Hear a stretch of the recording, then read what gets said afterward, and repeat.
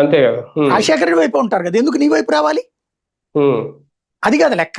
2014 అంటే నువ్వు పవన్తో పొత్తు పెట్టుకున్నావు, వచ్చింది కొంత.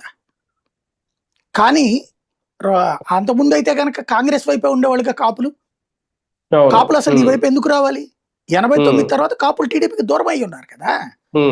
89లో కాపులు తెలుగుదేశానికి ఇదే కాంగ్రెస్ కు ఓట్లేశారు. ఎందుకు? రంగా మరణం తర్వాత.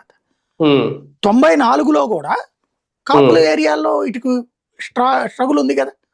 అక్కడ తెలుగుదేశానికి కష్టం ఉంది కదా. విజయవాడ సెంట్రల్ ఎవరు గెలిచారు అప్పుడు? విజయవాడ ఈస్ట్ అనేటటువంటి కాంగ్రెస్ గెలుస్తూ వచ్చింది కదా. కాబట్టి అంటే మెయిన్ కాపులకి సంబంధించిన ఫస్ట్ సెగ్మెంట్ చెప్పేది అది చెప్తారు.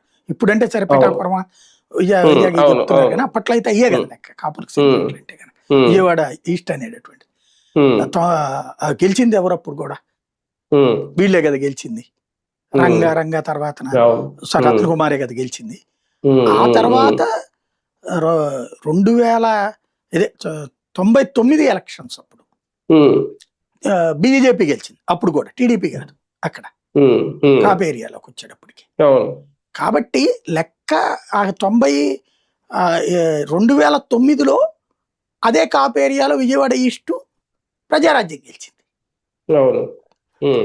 అంటే మరి ఇక్కడ